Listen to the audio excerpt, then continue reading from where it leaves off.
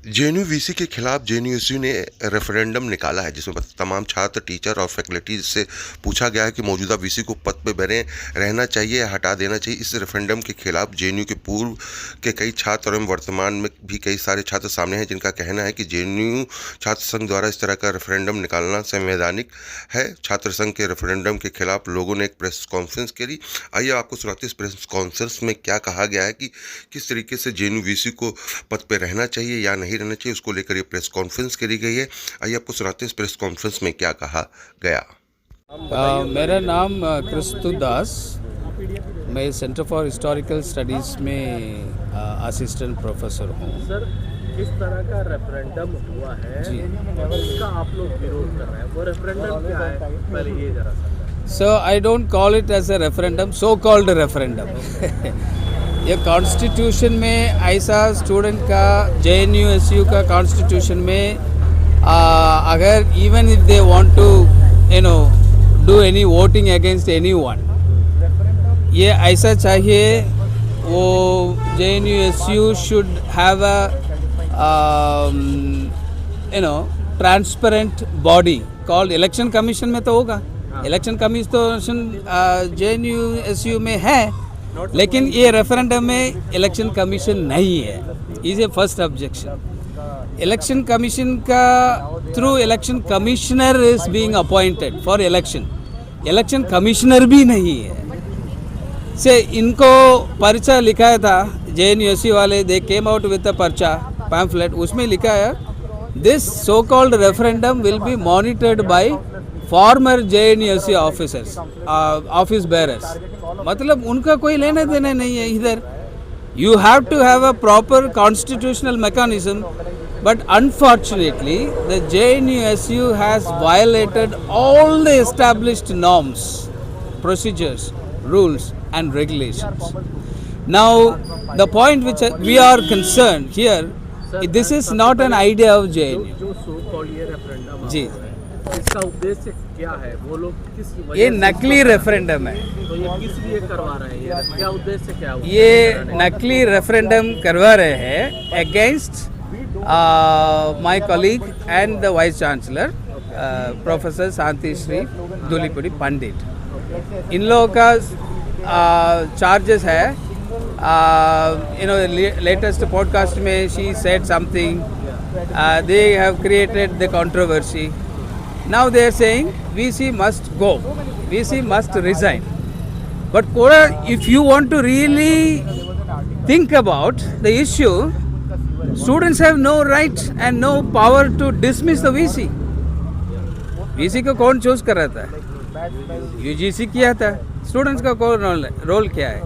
Even if they have problem with the VC or registrar or any faculty, they should follow the standard protocol, constitutional के तरफ, and the JNUSU का constitution भी है, and independent election commission होना चाहिए, but quorum होना चाहिए, centre का कोरम होना चाहिए, स्कूल में कोरम होना चाहिए, यूजीबीएम होना चाहिए। स्टूडेंट्स ओके है नहीं है, स्टूडेंट्स यस बोल रहे हैं, नो बोल रहे हैं, कुछ भी नहीं है। इस रेफरेंडम में हाँ। आप लोगों के नजर में क्या रहा है, जेएनयू के स्टूडेंट ने कितना पार्टिसिपेट किया या इसको ये जबरदस्ती पार्टिसिपेट करने के लिए उन लोग कर रहे हैं, इतना विलिंगली नहीं है, विलिंगली नहीं है, ये ज़बरदस्ती कर रहे हैं। ये लाइब्रेरी में मेरा स्टूडेंट्स भी कुछ लोग बोला था कल, ये कुछ लाइब्रेरी के अंदर जाके भी अरे पार्टिसिपेट करो, आ जाओ।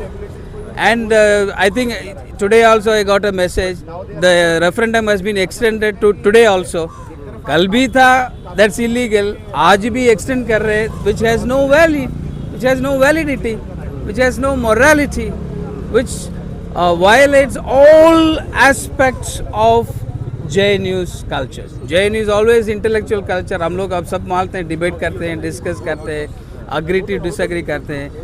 ये पहले जादवपुर यूनिवर्सिटी में ऐसा स्टूडेंट कुछ लोग वीसी का खिलाफ कुछ रेफरेंडम लेके आया था।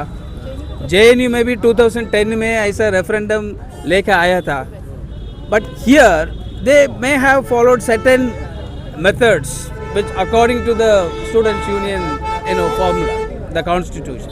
But this time we are not satisfied and we are completely upset and we reject their so-called referendum because it's completely, they have violated all established rules, regulations, norms, and जबरदस्ती they involve the former student union का office bearer. इधर तो कोई उन लोगों का क्या लेना देना है, मतलब it's purely it's a party affairs. आपके हिसाब से इलीगल है तो Yes. एडमिनिस्ट्रेशन इसके खिलाफ जो एक्शन नहीं ले रहा, अगर जो इस तरह की एक्टिविटी कैंपस में हो रही है जी. आफ्टर ऑल कार्रवाई जो भी है जी. एडमिनिस्ट्रेशन के द्वारा लेना चाहिए. Administration will take its own way of doing. You know, it might do its way action or they might ignore also. But as a former student, मैं तो इधर ही तो पढ़ा है. As a former student, as a faculty, and as a responsible citizen, as someone who believes in Constitution, Dr. Baba Saheb Ambedkar ka Constitution we believe, and this therefore is an insult to the Constitution of India, and therefore it is an insult to Dr. Baba Saheb Ambedkar's vision, and this is also an insult to Jawaharlal Nehru's idea of a university, which always talks about reasoning, तो अब questioning. आपको demands क्या है इस हमारा demand है, students है, research scholars है, फेलो कलीग्स है, we appeal to the JNU-SU office bearers to come clean, and they have to justify on what authority they conducted, whether they followed the JNU-SU election manual, whether they followed the constitutional provisions which they have called for in a referendum, and they should now apologize the JNU community for their willful violation of the idea of JNU. आपके साथ farmer student ही है हाँ। या फिर वर्तमान में भी जो फैकल्टी है स्टूडेंट वो भी है, वो लोग भी स्टूडेंट्स भी है, फॉर्मर फैकल्टीज भी है, और हमारा रिसर्च स्कॉलर्स भी है, ये हमारा कॉलीग भी है. तो अगर बात की जाए तो जी. मैक्सिमम संख्या किनके साथ है जो आप It's not about majority or minority. Okay, I don't believe in these binaries of majority minority. If you go by this majority, and some of the students may be passionately attaching to their party, how do you justify? The students who may not be part of any political party here, but they are the actual victim of this so-called referendum. It's not about majority minority. किसके पास ज़्यादा है, किसके पास धम नहीं है. The actual idea of JNU, even one person has any issue, dissent, he has a right. So we don't believe this majority minority, but most of them are reluctant to come to the media and to speak because they may be busy with their studies, research and various other things. But students who are doing activism, they have time to do these kind of so-called referendum to hide their actual mistake, which is willful vandalism in the campus. So far, unfortunately, both JNU-TA, Teachers Association, and JNU-SU's office bearers have not spoken even a single word about the vandalism. We always ask and asked couple of times, and I myself had gone to fast into death for a day, 18 hours, but so far no response from the JNU Teachers Association and JNU. They still, why they have not went to the yeah. And if they really have a concern against the faculty or vice chancellor, they court to hai na, court to jana padega. Students they cannot act like a chief justice. Here every day they are acting like a chief justice. कोई rule नहीं follow करेंगे, कोई constitutional तरीके से लड़ाई नहीं करेंगे. It's a might is right. हमारा पास gang है. We shall unite, fight and win. This is the motto है. This is the logo है. This is the slogan hai. So we don't believe that slogan. We always stand what is constitutional, what is rightful action, and what is the idea of JNU. The idea of JNU doesn't support this kind of illegitimate, illegal, unconstitutional, undemocratic, authoritarian form of referendum. We strongly condemn and we appeal to the JNU office bearers to tender a public apology, and we also appeal to the JNU Teachers Association to speak about and against this kind of illegitimate form of referendum, which has no validity at all. And the next initiative will be forced to go to court to undo this referendum. I am ready to go to court also.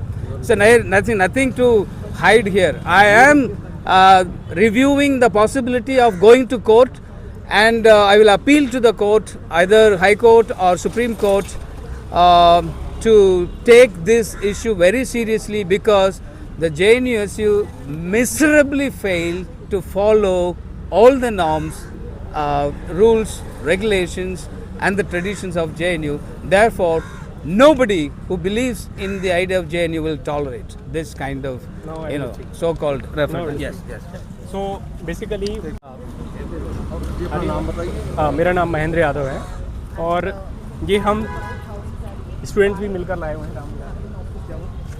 मतलब ये जो initiative है, student और faculty सारे लोग कर, ये हमने पूरा 10 पेज का पर्चा निकाला है, और इस 10 पेज के पर्चे को हम अपने कैंपस पे सर्कुलेट कर रहे हैं। इसमें सारे वो ग्राउंड्स हैं कि क्यों ये रेफरेंडम नहीं कहा जाना चाहिए। इसको आप सर्वे कह सकते हैं, आप पोल कह सकते हैं, आप कुछ और कह सकते हैं, बट रेफरेंडम जब आप किसी चीज़ को कहते हैं उसका मतलब बहुत बड़ा होता है। जब आप रेफरेंडम कहते हैं तो हम संविधान के आइन को बदलने की बात करते हैं। जब आप रेफरेंडम किसी चीज़ को कहते हैं तो हम एक देश के कलेक्टिव फ्यूचर, जेएनयू के कलेक्टिव फ्यूचर की बात करते हैं। यहाँ तो रेफरेंडम एक छोटी सी चीज़, एक वीसी को हटाने के लिए यस और नो हो रहा है, जो कि पूरी तरह से अनकॉन्स्टिट्यूशनल है। वो भी यस और नो पूरी तरह से अनकॉन्स्टिट्यूशनल है। इस चीज़ को हमने बाकायदे सुप्रीम कोर्ट के जजमेंट्स, जेएनयू एक्ट्स और कुछ 10 से 12 क्वेश्चंस के साथ में कैंपस में हमने सर्कुलेट किया है, जिसमें से हमारे कॉमन क्वेश्चन क्या है हम बताना चाहते हैं। हमारे साथ राम है, वो पीडब्ल्यूडी कम्युनिटी से आते हैं। कैंपस में बहुत सारे एक्सेसिबिलिटी के इशूज़ हैं, जेएनयूएसयू उन पर हमेशा शांत रहता है। उन्होंने भी वोट किया है ना उनको जिताने के लिए, और उनके पास राइट है एक अच्छी प्रोग्रेसिव पॉलिटिक्स के लिए, क्योंकि यूनिवर्सिटीज़ एक प्रयोगशाला होती हैं किसी देश के भविष्य को, राजनीति को तय करने के लिए। तो उनका कहना है कि हम राइट टू रिकॉल का राइट क्यों नहीं होना चाहिए हमारे पास, क्योंकि हमने वोट दिया है। हम उसी को हटा सकते हैं जिसको हमने वोट दिया है।